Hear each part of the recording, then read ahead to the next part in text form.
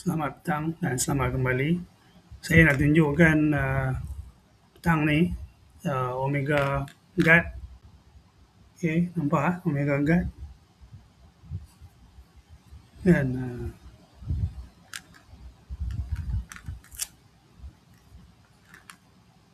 so apa pentingnya Omega Guard ni, sebab apa Omega Guard dan vitamin D untuk lutut.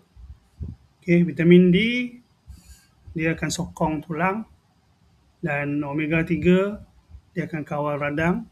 So gabungan vitamin D dan omega guard ni merupakan yang terbaiklah untuk bantu menselesakan lutut untuk jangka panjang.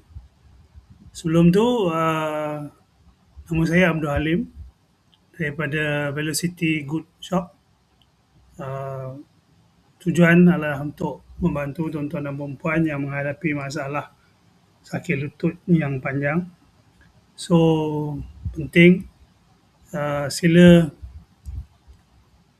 subscribe, jangan lupa subscribe, follow dan komen tentang sakit lutut, tentang bagaimana nak menggunakan omega 3.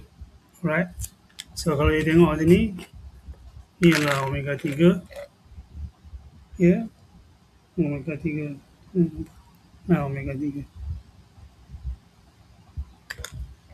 So saya pun makan lagi omega 3 ni, sangat baik untuk sakit lutut.